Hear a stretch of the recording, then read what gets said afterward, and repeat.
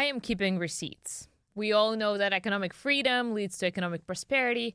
With Bitcoin, we entered the next wave of the economic freedom movement and a new race between nation states where the Bitcoin per citizen becomes one of the acceptable measures of the country's well-being. It's often said that the history is written by the victors, but this time I am keeping receipts. So let's review the last few years of El Salvador's policy changes towards the economic freedom, the country's stacking strategy, and what will make El Salvador to have the highest Bitcoin per citizen ratio. Let's just start with the facts. When it comes to economic freedom, tax rates is literally the first thing that comes to mind. Over the last 2 years, the following policy changes took place to ensure attractive tax policies for builders and entrepreneurs. El Salvador eliminated taxes on income, property, capital gains, and import tariffs for technology-related industries, including software development, artificial intelligence, and hardware manufacturing.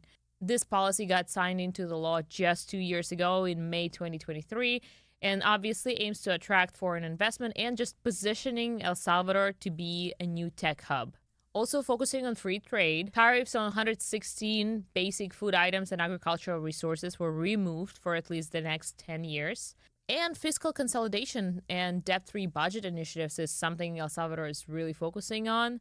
Right now, El Salvador is rapidly reaching for fiscal independence, cutting the government spending and shrinking the public sector, moving towards smaller government. Obviously, reducing reliance on external debt and just being responsible monetarily brings more confident investors, and evident to that is the significant drop in government bond rates. Obviously, the improvement in security has made a huge impact on commerce. Last time I visited El Salvador, I was asking my taxi driver, and he's telling me how the amount of small businesses in the country has skyrocketed, and it's hard for him to believe. The same safety improvements has also made a huge impact on tourism, and most importantly, property rights, which is one of the most important pillars of economic freedom, if you ask me. Because of all that, international investment has started to pour in. Google established the facility, Tether relocated their business to El Salvador, and of course, Bitcoin. In 2021, El Salvador became the first country to adopt Bitcoin as legal tender.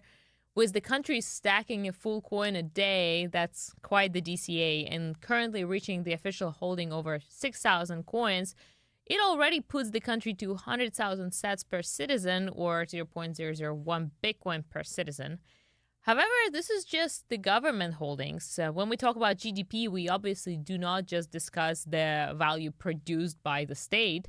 Same goes for Bitcoin per citizen. This means that Bitcoin held by the residents of the country would be calculated as well, and this is where El Salvador has been leading the game, becoming the first Bitcoin country taking a stand on freedom of speech, making moves towards economic freedom by reducing taxation, opening trade, and encouraging tech commerce. El Salvador is attracting high net worth individuals and Bitcoiners to relocate and witness that transformation of El Salvador on the ground. But when it comes to my area of expertise, the most important thing is El Salvador launched a citizenship by investment program, and currently this program is the fastest, most streamlined citizenship by investment program, truly supporting that sovereign individual thesis, allowing people to choose their nation-state provider. While companies like Strategy and 21 Money issue shares to buy Bitcoin, the nation-states will issue citizenship for Bitcoin, and El Salvador is the leader here.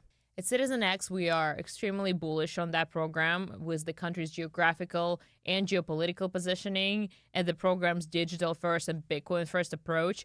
It is a very unique program, allowing applicants to contribute to the new El Salvador and obtain this El Salvador citizenship and El Salvador passport. I am truly proud and grateful to be on the front row witnessing this historic moment, this transformation in El Salvador, and I'm also excited for our clients who are able to become Salvadoran, get this El Salvador passport, and contribute to building this new El Salvador.